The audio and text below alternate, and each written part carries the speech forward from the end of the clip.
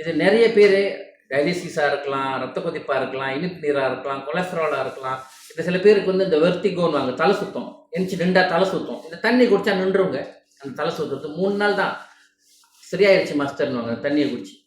அது வந்து பேலன்ஸ் பண்ணிடுவோம் உங்களுக்கு எல்லாத்தையுமே. பாருங்களேன், இது ஒரு அற்புதமான அமிர்தம்ங்க. சொல்லிக்கிட்டே போகலாம் இதை பற்றி.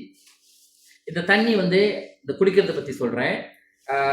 முடிஞ்ச அளவுக்கு ஒரு மாதம் ராத்திரியில் குடிக்கிறத தவிர்த்துருங்க. ஏன்னா இவர் வேலை செய்வார்லாம் சுறுசுறுப்பா, அப்போ நீங்கள் தூங்காமல் முழிச்சே இருப்பீங்க. ஆனால் நைட் ஷிஃப்ட் வேலை செய்கிறவங்களுக்கு இந்த தண்ணி குடிங்க. நைட் முழுதும் நீங்கள் சுறுசுறுப்பாக இருப்பீங்க, ஆக்டிவாக இருப்பீங்க, உங்களுக்கு தூக்கம் வராது. ஆனால் இந்த வெள்ளனியாக தூங்குறவங்க இது வந்து தவிர்த்துருங்க. ராத்திரியில் குடிக்கிறது ஒரு 7 மணிக்கு மேலே குடிக்க வேணாம். அதுக்குள்ளேயே குடிக்க வேண்டியதெல்லாம் குடிச்சு முடிச்சிருங்க, சரிங்களா? ஏன்னா இவர் ராத்திரியும் வேலை செஞ்சுட்டே இருப்பார். அப்போ நீங்கள் பாத்ரூம் போய்கிட்டே இருப்பீங்க ராத்திரி முழுதும் எரிஞ்சு. ஏன்னா இவர் கழுவி நம்மளோட உடம்பு சுத்தம் பண்ணுறாருல, அதனால பாத்ரூம் போகிற நிலையாக இருக்கும். ஸோ ராத்திரி குடிக்கிறத தவிர்த்துருங்க, சரிங்களா?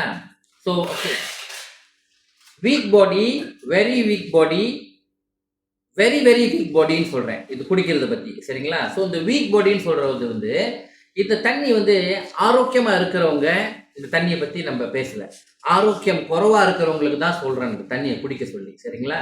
ஸோ இந்த தண்ணி வந்துட்டு உங்களுக்கு வந்து நார்மலாக இருக்கீங்கன்னா உங்களுக்கு டயபெட்டிக் கண்ட்ரோல், டயபெட்டிக் இருக்குது, உங்களுக்கு ப்ரெஷர் இருக்குது, சரிங்களா? இல்லை உங்களுக்கு ஏதாவது ஒன்று இருக்குது, ஒரு விஷயம் இல்லை, சரிங்களா? அப்படின்னு இருக்குது. இல்லை கொலஸ்ட்ரால் இருக்குது. நீங்கள் வந்துட்டு இந்த தண்ணி குடிக்கலாம். ஆனால் இந்த தண்ணி நீங்கள் ஒரு போத்தை குடிங்க ஒரு நாளைக்கு போதும். ஒரு மாதத்துக்கு முதல்ல, ஒரு மாதம் பிறகு, ஒரு மாதம் பிறப்பாடு நீங்கள் இந்த தண்ணி 2 போத்தை கூட குடிக்கலாம். உங்கள் பாடி யூஸ் டு ஆன பிறகு, யூஸ் டு ஆகிற வரைக்கும் நீங்கள் இந்த தண்ணி வந்துட்டு ஒரு போத்தை மட்டும் குடிங்க, சரிங்களா? 2வது பட்சம் வந்துட்டு இந்த வெரி வீக் பாடி. அதாவது இப்போ நம்ம ஒரு ஸ்டேஜ் எடுத்துக்கிட்டா, இப்போ வந்து சொல்கிறோம் பாருங்க, ஒரு dialysis, okay, stage 1, stage 2, stage 3, stage 4. Stage 4 வந்துட்டு அவங்க டயாலிசிஸ் போயிட்டாங்க, கிட்னி ஃபெயிலியர், டயாலிசிஸ் போயிட்டாங்க. இந்த ஸ்டேஜ் 1, ஸ்டேஜ் 2, ஸ்டேஜ் 3 நம்ம சீக்குன்னு எடுத்துக்கிட்டா ஸ்டேஜஸ் இருக்குது, சரிங்களா? ஸோ இந்த ஸ்டேஜ் 1, ஸ்டேஜ் 2, ஸ்டேஜ் 3ல ஸ்டேஜ் 1 ஒரு போத்தை குடிக்கலாம், ஸ்டேஜ் 2 அரை போத்தை குடிங்க, சரிங்களா?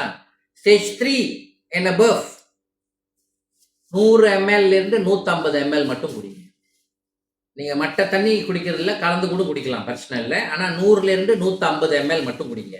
ஆனால் இந்த ஸ்டேஜ் 2ல உள்ளவங்க பாதி குடிக்கலாம், 250 ml குடிக்கலாம். ஸ்டேஜ் 1ல உள்ளவங்க ஃபுல்லாக ஒரு போத்தை குடிக்கலாம். புரியுதுங்களா? ஒவ்வொருத்தவங்களோட பிரச்சனைக்கு தகுந்தாப்புல தான் இந்த தண்ணி வந்து குடிக்கணும். எல்லாருக்கும் சேமா இல்லை. இப்போ ஹார்ட் பேஷண்ட் இருக்காங்க, சரிங்களா? ஹார்ட் பேஷண்ட் ஸ்டேன் வச்சுட்டாங்க.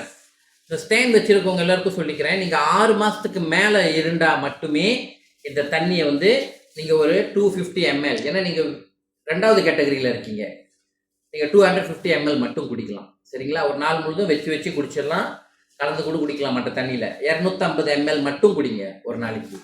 ஒரு போத்தை குடிக்க வேணாம்.